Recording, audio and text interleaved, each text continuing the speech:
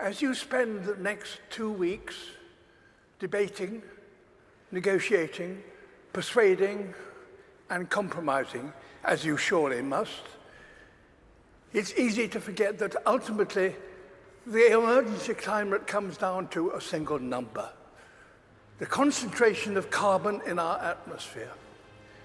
The measure that greatly determines global temperature.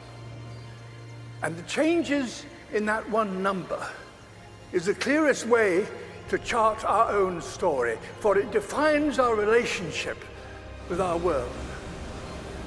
For much of humanity's ancient history, that number bounced wildly between 180 and 300. And so too did global temperatures.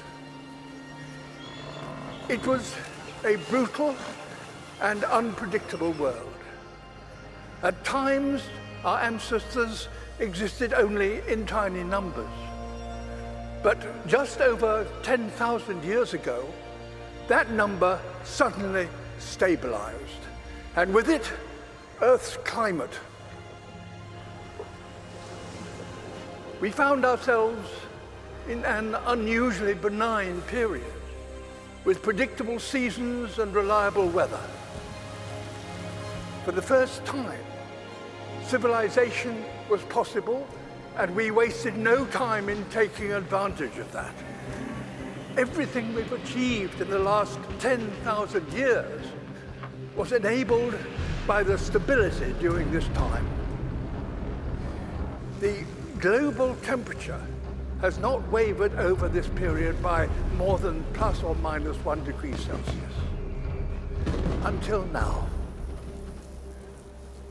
Our burning of fossil fuels, our destruction of nature, our approach to industry, construction and learning are releasing carbon into the atmosphere at an unprecedented pace and scale. We are already in trouble. The stability we all depend on is breaking. This story is one of inequality as well as instability. Today, those who've done the least to cause this problem are being the hardest hit. Ultimately, all of us will feel the impact, some of which are now unavoidable.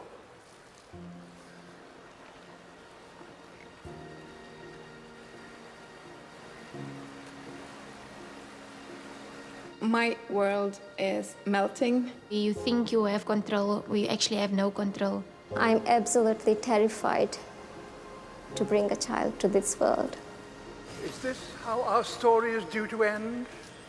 A tale of the smartest species doomed by that all-too-human characteristic of failing to see the bigger picture in pursuit of short-term goals. Perhaps the fact that the people most affected by climate change are no longer some imagined future generation, but young people alive today. Perhaps that will give us the impetus we need to rewrite our story, to turn this tragedy into a triumph. We are, after all, the greatest problem solvers to have ever existed on Earth. We now understand this problem.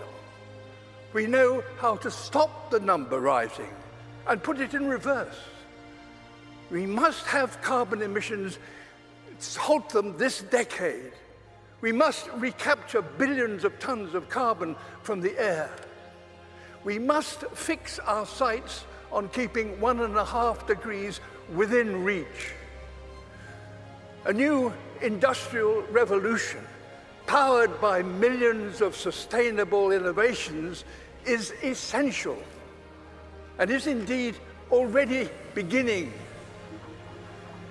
We will all share in the benefits: affordable clean energy, healthy air, and enough food to sustain us all.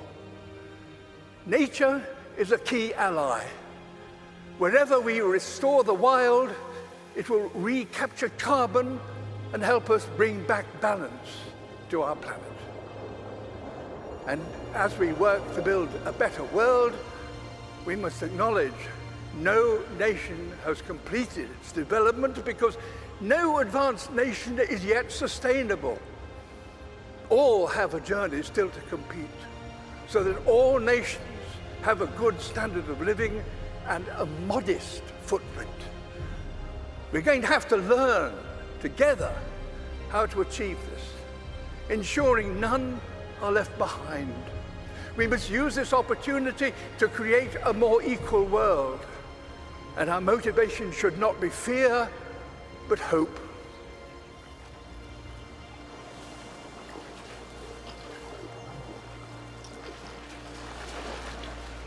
Can we fix climate problem in one generation? My answer would be yes, we have to. We need to not just to talk about what we can do, but to do what we can. This is a challenge that we should try to solve in a quick way with a long-term vision. It comes down to this. The people alive now are the generation to come, will look at this conference and consider one thing. Did that number stop rising and start to drop as a result of commitments made here? There's every reason to believe that the answer can be yes. If working apart, we are force powerful enough to destabilize our planet, surely working together, we are powerful enough to save it. In my lifetime, I've witnessed a terrible decline.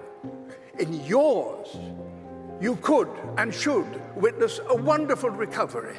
That desperate hope, ladies and gentlemen, delegates, excellency, is why the world is looking to you and why you are here.